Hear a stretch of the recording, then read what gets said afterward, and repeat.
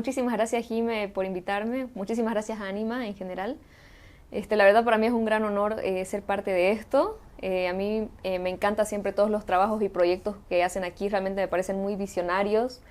Realmente me parece que tienen mucho para decir y también para dar a conocer al mundo. Entonces realmente para mí es muy significativo estar acá y ser tu invitada. Gracias, querido, una vez más por esa aceptación. Damos inicio entonces con unas preguntas breves, pero que son significativas y donde pues espero que te sientas cómoda a la hora de responderlas y entonces comenzamos con esto. ¿Cuál ha sido la experiencia más difícil que has tenido que pasar como mujer? Uy, Empezamos fuerte. sí, es que cuando uno pregunta por experiencias difíciles como mujeres, realmente las mujeres las tenemos bastante difícil en el día a día. Entonces, no importa si es muy íntimo. Para nada, sentite cómoda de responder como tú quieras.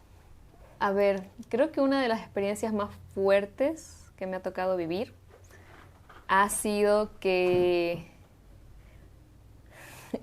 básicamente, bueno, estamos acá para hablar de temas delicados y de realidades, así que eh, ahorita, por ejemplo, yo tengo cero contacto con mi familia por un tema de que la hermana de mi madre está con un chico que alguna vez estuvo conmigo y que tenía videos míos en contextos que ya se imaginarán y sabía que los había compartido. Cuando yo se lo hice conocer a mi familia, decidieron no creerme. Se puso muy en duda todo lo, o sea, toda mi experiencia, por qué había pasado, en qué contexto había pasado, quién me había hecho saber sobre esos videos y sobre cómo era él. Y obviamente mi tía sigue con él y toda mi familia lo ha aceptado y lo ha recibido en la casa, en la mesa. Entonces yo he decidido alejarme por mi salud mental. Qué Empezamos. situación complicada, difícil, evidentemente, Sí. y naturalmente que no ha tenido que ser una decisión fácil de tomar, sin embargo, has encontrado este camino y estás transitando sobre él y no tienes mayor dificultad de haber tenido que separar a tu familia en contacto contigo. No, dificultades hay todo el tiempo. Al fin y al cabo, yo sé que ahorita estoy más tranquila, quizás en comparación a cómo estaría aún en ese entorno, en ese círculo. Pero claro que se presentan dificultades porque si bien la relación con mi familia nunca fue el súper cercana y sólida, era un lugar seguro al final del día. Cualquier cosa que pasara afuera, yo podía refugiarme en mi familia tarde o temprano. Entonces, la dificultad es quizás este duelo de un lugar que siempre fue seguro durante 23 años de mi vida, ahora es precisamente el lugar donde me siento no solo insegura, sino atacada y vulnerada. Entonces, la dificultad creo que viene más que nada de ese duelo. También, claro, de dejar caer toda esta idea que yo tenía sobre mi familia, que claro, uno piensa que no es una idea, te has criado con ellos, piensas que tienes suficiente evidencia para saber cómo son ellos, pero darme cuenta de que no, de que te pueden fallar de un rato a otro. O sea, en realidad de un problema inicial saltas a otro que es la falta de contención y comprensión de tu familia, Claro, es porque que la persona que te ha fallado es una persona ajena y uno espera que su familia sea ese espacio seguro y esa contención y en realidad de un problema saltas a otro más complejo. exactamente. Es que al fin y al cabo, la actitud, por ejemplo, que yo tomé ante el primer problema fue simplemente morderme la lengua y decir, todo se olvida y todo pasa.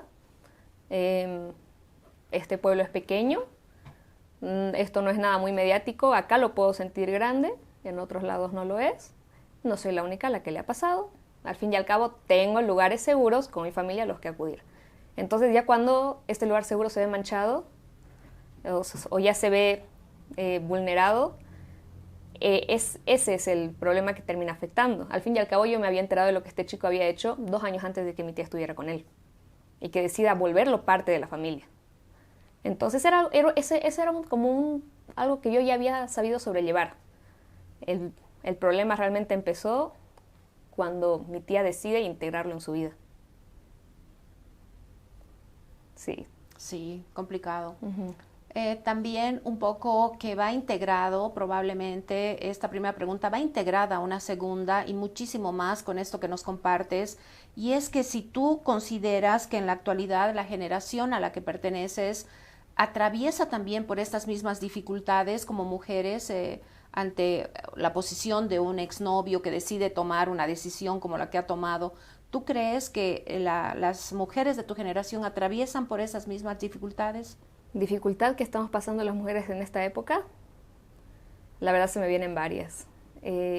Por ejemplo, un tema muy actual, muy moderno, creo que sería cabalmente este mismo tema, el tema, por ejemplo, de lo que pueden ser los nudes, pero con el tema de los deepfakes, que es esto de que ahora ya no necesitas tú haberte expuesto o haber sido vulnerada por alguna pareja que hayas tenido para que existan estos videos o fotos. Ahora con IA se realiza mucho y hay muchos casos hoy en día en colegios. O sea, me sorprende lo pequeños que son estos chicos, por más que sean adolescentes, yo considero que son pequeños. Esta necesidad que tienen de vulnerar, quizás de humillar, por su propio placer o por lo que sea. Lo hacen con sus compañeras, ahora lo hacen con famosas, pero en contextos más cotidianos ocurre bastante. Y lo peor es que no hay leyes que regulen la inteligencia artificial. Entonces el tema de los deepfakes sí se está convirtiendo en un problema grande que tiene que ser regulado.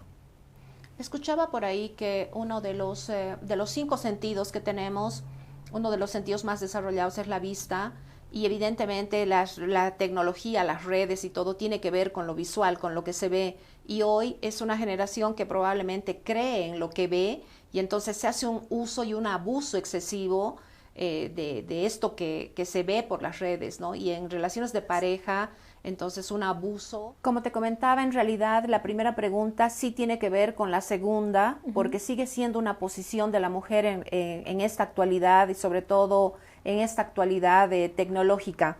Y ¿cuál crees que en esta generación a la que perteneces, qué consideras que son las dificultades por las que están atravesando las mujeres? Bueno, aparte de la ya mencionada de los deepfakes, por ejemplo, creo que es el tema sobre todo de cómo han vuelto estos roles de género disfrazados de estos discursos de mujer de valor, hombre de valor, de alto valor, esposas tradicionales, pero todo empaquetado con una estética y con un discurso que suena a autosuperación personal o que suena a estabilidad y que se ve bien.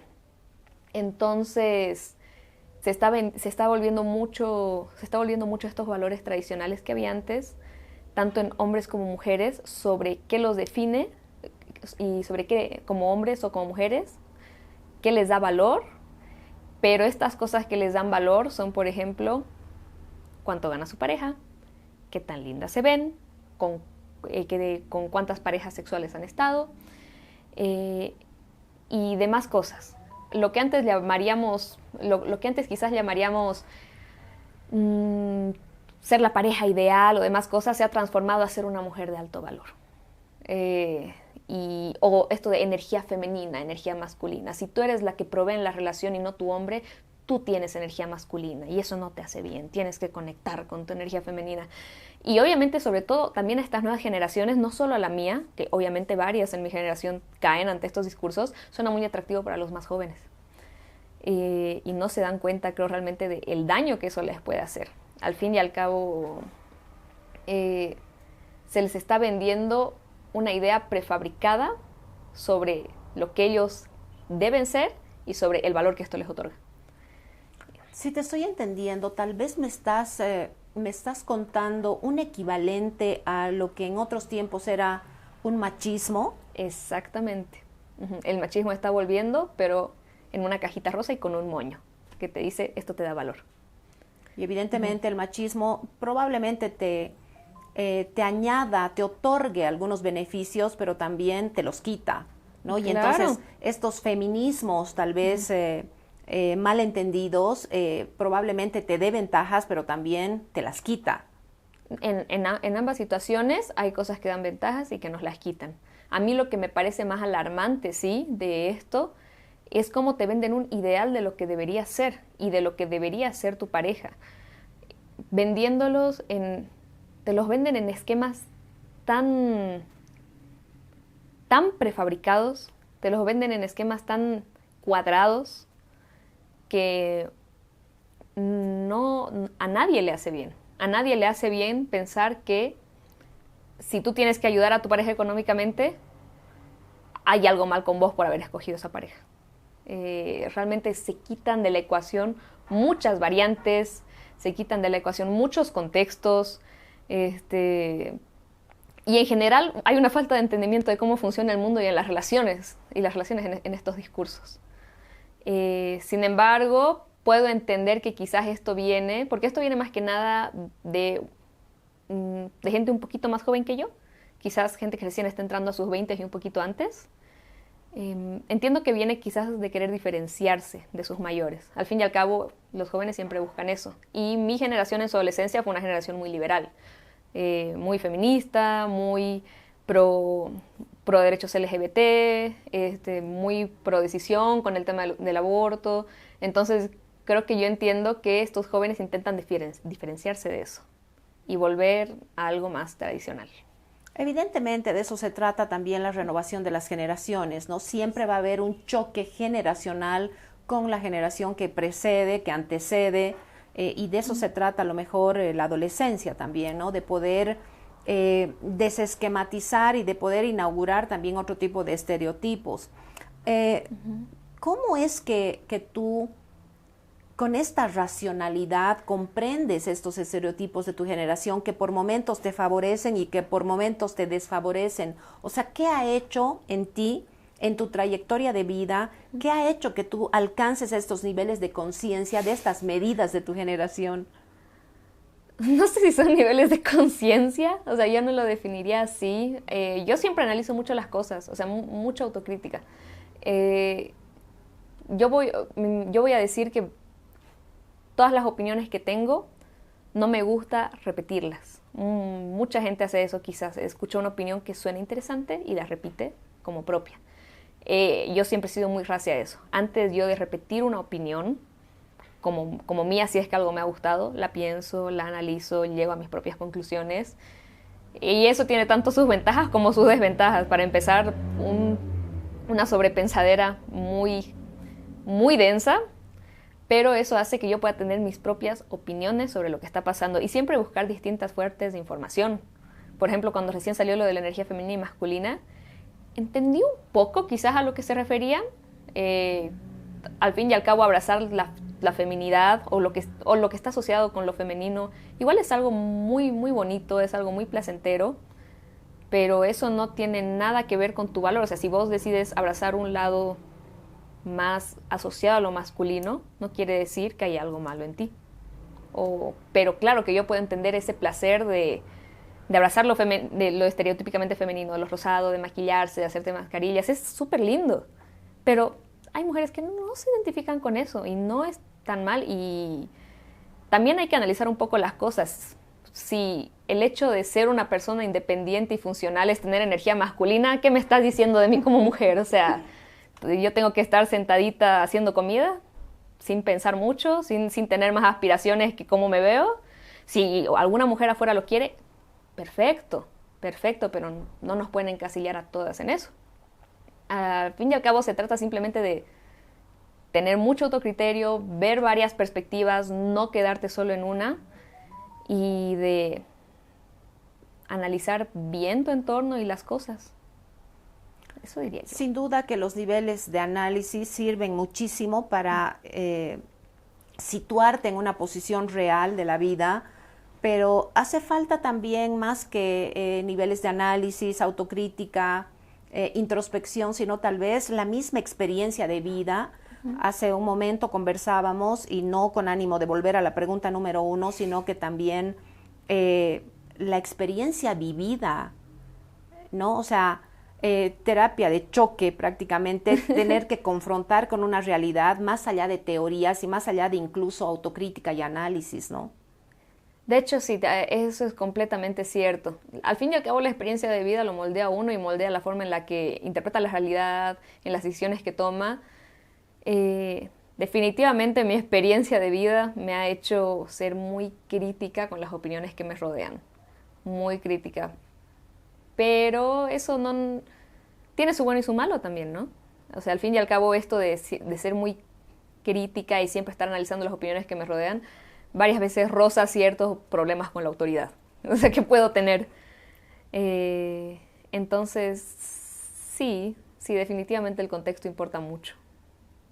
Y estas experiencias de vida que son capitales, Claro. el sobreanálisis, la autocrítica, tiene un valor. La parte teórica tiene un valor sin duda, pero también las vivencias, ¿no? El tener que desatar la resiliencia, porque si te caes, no queda otra que levantarse. Sí, Las precisamente. experiencias de vida son las que probablemente cuentan y más bien aportan también a estos niveles de análisis en otros terrenos, porque uno no va a tropezar en la misma piedra. Uno se puede equivocar en unas cosas y se va a equivocar en otras también, Sí. ¿no? Y entonces la resiliencia es lo que te ayuda a levantarte y a ponerte de pie y aprender de estas experiencias. No, definitivamente, definitivamente. Aunque debo admitir que varias veces también, también puede surgir todo esto del sobreanálisis y demás como un mecanismo de defensa, quizás de intentar racionalizar todo gracias a experiencias traumáticas. Pero, al fin y al cabo, como mencionamos, tiene sus ventajas y sus desventajas. Tendrá que ver en este punto probablemente la actividad profesional que estás, a la que estás apostando. Me refiero a esos niveles de análisis. ¿Tendrá que ver la profesión que abrigas? Definitivamente, definitivamente. O sea, yo sé que siempre tuve este perfil de analizar absolutamente todo y de una manera muy natural. O sea, no es que yo tenga que ponerme a pensar en analizar las cosas, simplemente sucede. Pero obviamente ya estudiando esta carrera y ejerciendo esta profesión, obviamente tenés que aprender a agudizar estas habilidades y tenés que aprender a filtrar también, porque el sobreanálisis no implica llegar no consecuencias, llegar a conclusiones súper sabias todo el tiempo. Pueden simplemente desencadenar en una ansiedad por pensar en todos los escenarios y pensar en el peor. Así que uno tiene que aprender a agudizar y a filtrar todas estas hipótesis, todas estas características y cosas que uno toma en cuenta en nuevas situaciones y también aprender a cuándo usarlo y cuándo no.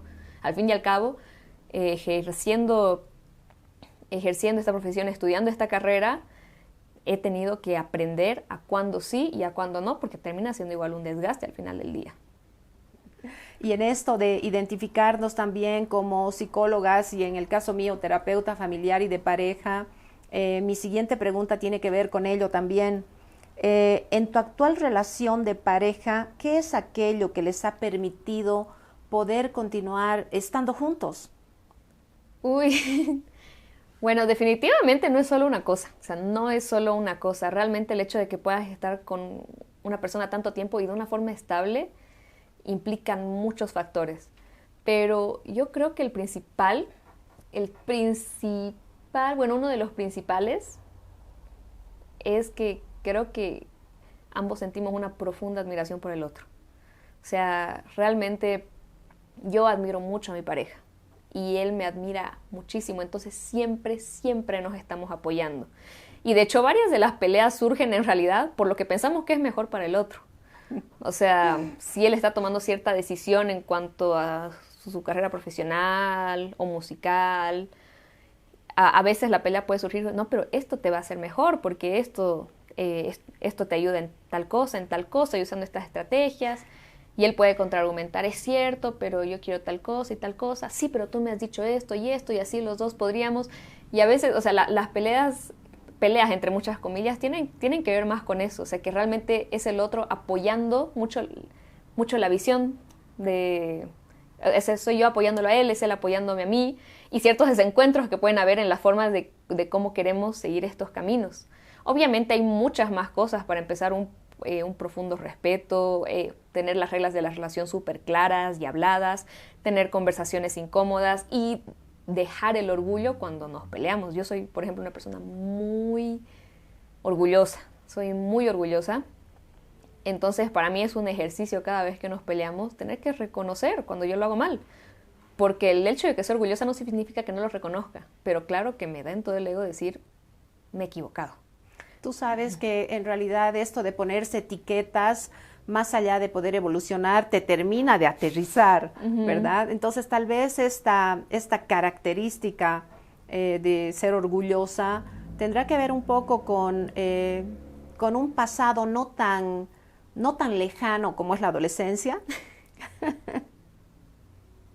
Sí, definitivamente, pero debo admitir que lo orgullosa que era y que puedo seguir siendo hasta hoy en día viene desde hace poco. Es algo que recién he podido trabajar en su totalidad y que Mateo me ha ayudado harto a trabajar. Mateo es mi pareja. Al fin y al cabo, Mateo es un lugar seguro. Cuando uno de los dos admite su error, no hay te lo dije, no hay una posición de gané, hay una posición de gracias. Gracias por admitirlo. ¿Qué tan importante dirías que es la relación entre una madre y su hija y cómo crees que debería ser esta misma?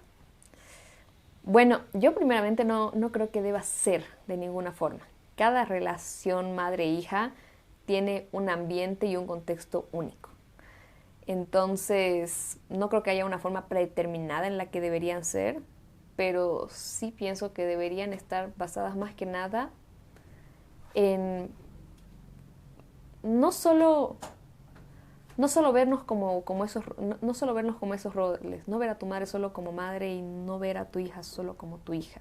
Al fin y al cabo, ahí hay cierta jerarquía, que no está mal. Sin embargo, también tenemos que aprender las hijas a nuestras madres y las madres a sus hijas a verlas como mujeres. Somos simplemente mujeres. O sea, ¿Y eso también no es un ser? Me refiero a ese deber ser. O sea, porque si te he entendido bien, la relación de una madre con su hija no debería ser de una forma específica. Exacto, como estandarizar. Sin embargo, esta posición también es un deber ser. No es un deber. Pienso que debería ser una pauta que ayude a que cabalmente todas estas variables que existen en las distintas relaciones alrededor del mundo, que ayude a que todo esto fluya a quizás un mejor entendimiento entre ambas. O sea, yo estoy proponiendo quizás una pauta básica para poder comprender y comunicar mejor, pero como se ajuste a cada realidad. Ver a la otra como la mujer que es en su contexto independiente. Por ejemplo, a veces nos olvidamos que nuestras mamás son hijas también. A veces nuestras mamás son hijas que también necesitan a sus mamás, que también están asustadas. Y las madres también que sepan ver a sus hijas como mujeres ajenas a ellas, con sus propios intereses, con sus propias metas de vida, que no somos una extensión de ellas. Que claro que ellas nos han dado la vida y que de seguro han sido nuestro primer referente en el mundo de lo que es ser mujer, pero que también podemos cambiar esa idea de lo que queremos. Y obviamente esto se ajusta a cada realidad, pero también aprender a dejar de vernos un cacho con esa jerarquía. De ella es mi mamá y es solo mi madre y existe para ser mi madre, y de ella es mi hija y es solo mi hija y existe para ser mi hija. Y también, así mismo, igual cuando crecen. Cuando crecen nuestras hijas y aprender a verlas ya como las mujeres independientes que son, ya como las esposas, ya como las profesionales, ya no solo como tu hija. Y aprender a ver a tu madre también como las mil cosas que puede ser una mujer en su día a día y que somos. No solo existe, las madres no existen solo para nosotras y las hijas no existimos solo para las mamás. Y yo pienso que esa podría ser una pauta básica que se ajusta a cada realidad sobre cómo llevar la comunicación y el entendimiento y nuestras relaciones entre madres e hijas. Naturalmente que esa es una mirada de una hija sobre su madre o de una hija a su madre, pero tu mirada no es posible porque aún no eres mamá de una madre hacia una hija. No, yo aún no soy mamá, así que obviamente yo no puedo hablar netamente de eso, o sea, no lo puedo hablar desde mi experiencia personal, pero lo intento hablar desde lo que veo y de lo que también intento entender. Obviamente que no es lo mismo, pero hay ciertas experiencias que te pueden acercar e intento hablar desde eso, pero claro, yo no tengo una hija y obviamente quizás el rato que a mí me toque no sea para mí lo más fácil hacer eso, pero por ejemplo a mí también hasta ahorita me sigue costando dejar de ver a mi mamá solo como mi madre. Incluso yo dando este consejo me cuesta dejar de ver a mi mamá solo como mi mamá. Y quién sabe, cuando tengo una hija igual me cueste, pero se trata de eso, al fin y al cabo, de aprender. Y bueno, también lo que digo también viene bien basado hasta en cosas que me ha dicho mi madre sobre mí y demás cosas. Lo digo basado en eso. Lo digo, por ejemplo, una de mis mejores amigas igual es mamá. Así, mi mejor amiga, que es mi hermana, es mamá. Así que ella me ha vertido de todas sus dudas, incomodidades, de todas las cosas que le hacen feliz sobre el tema de la relación con su hijita. Y yo igual he descubierto muchas cosas con eso que han sido las que me han hecho reflexionar sobre igual yo cómo veo a mi mamá. Entonces, de ahí viene esta opinión. Naturalmente que esta posición de ahora y ese nivel de razonamiento no lo has tenido siempre. Y mientras eras adolescente, o sea, chispas con la mamá, ¿no es cierto? No, definitivamente, o sea, si mi madre está viendo eso, lo siento, eso lo siento. O sea, hasta ahorita tenemos muchos desencuentros con mi madre, pero ya los sobrellevamos, o sea, ya los podemos sobrellevar mejor, pero de adolescente sí, o sea, era una constante guerra, sobre todo de jerarquías, porque ella me veía como su hija, a la que tenía que hacer caso todo el tiempo, y yo la veía como alguien que solo me quería limitar todo el tiempo. Claro, ella lo veía desde una perspectiva de yo te quiero proteger, yo sé lo que es mejor para ti, no quiero que te ensucies de ciertas formas. Soy tu madre. Ajá, soy tu madre y lo haces porque soy tu madre. Y yo la veía, yo entendía que me quería proteger, pero según yo, ella no entendía mi contexto y no entendía lo que yo sentía. Y de hecho sí, no entendía varias cosas, pero yo tampoco entendía muchas de ellas. Por eso en estos desencuentros, pero claro, al ser adolescente, al ser tan terca, y mi madre también, o sea, mi madre en realidad fue ha sido una muy buena mamá, pero fue una madre increíble cuando yo era una niña.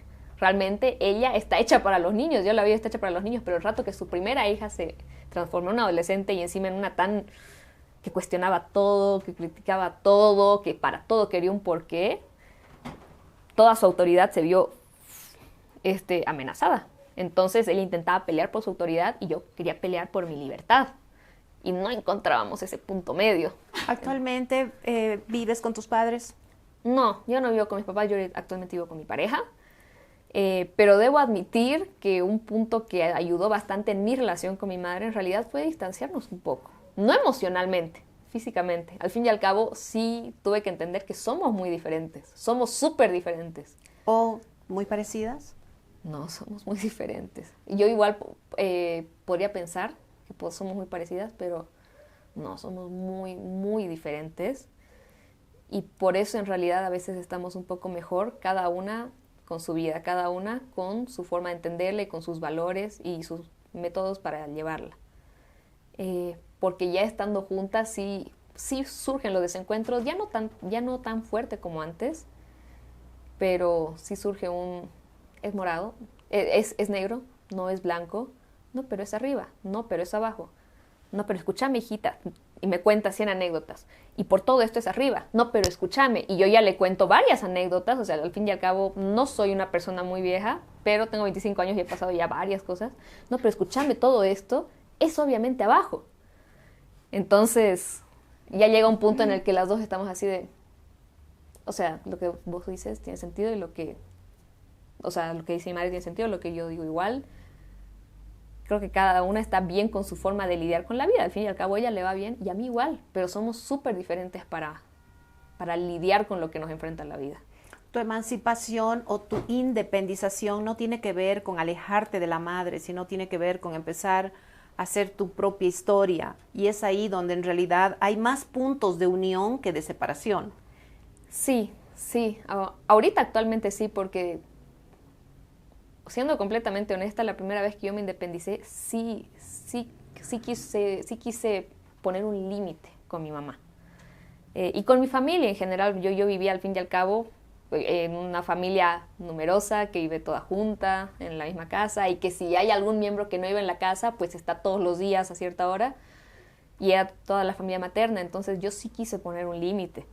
Sin embargo, terminé volviendo unas 2 veces por distintos factores, pero ya esta última vez que me independicé, ya de forma mucho más sólida, que aún así recibo un poco de ayuda, siempre recibo un poco de ayuda de ella, no soy completamente independiente, pero ya esta última sí fue más por el camino que yo estaba buscando. La primera vez tenía 18 años y sí fue mi techo, mis reglas, y yo, entonces me voy de tu techo. O sea, fue muy desafiante, la verdad. Pero ya esta última vez fue como que no me siento bien acá, no me siento bien con lo que estoy haciendo, quiero expandir mis horizontes. Y ella, dale, yo te ayudo, me gustaría que estés acá hasta terminar tu carrera, pero sé que hay lugares que mientras terminas tu carrera te pueden ofrecer muchas más cosas. Así que adelante. No olvides que probablemente tu madre, perteneciendo a la generación que pertenece, se emancipó en realidad de la mano de haber hecho familia, de la mano de formar un hogar distinto de los modos que tú has tenido. No, definitivamente. Mi madre, al fin y al cabo, a ella,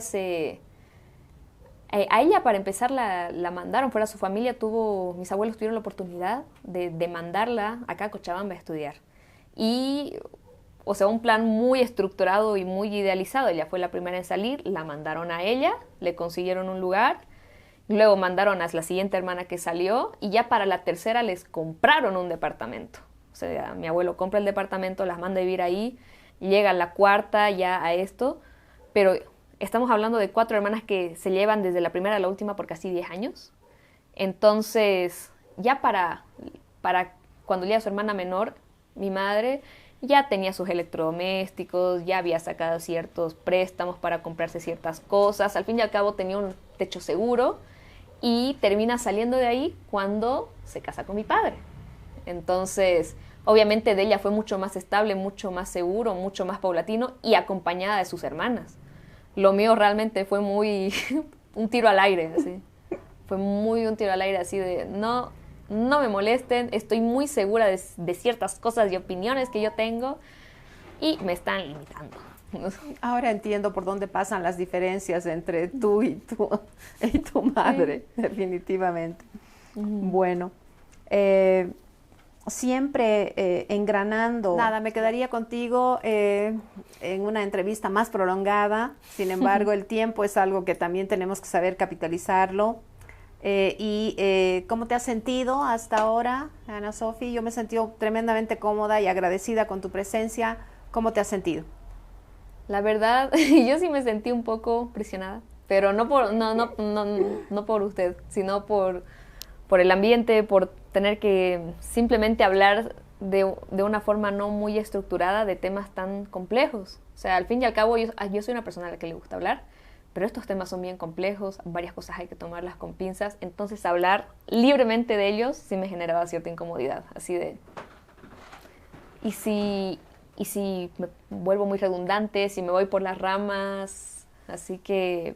Pero me he ido sintiendo cómoda a medida que ya fuimos teniendo la conversación. Y un poco que se trata de eso, de que vayamos entrando en tema y que encuentres cierto confort de poder compartir, no solamente conmigo, sino con esta audiencia esperada, porque tu experiencia de vida en realidad le puede servir también a otras personas que nos escuchan. Una vez más, te agradezco muchísimo por tu presencia. Espero volverte a convocar y que también me aceptes futuros encuentros. Y nada, una vez más, muchísimas gracias. Ha sido muy enriquecedor para mí tu presencia. Igual, muchísimas gracias, Jimé, por todo. En serio. Gracias.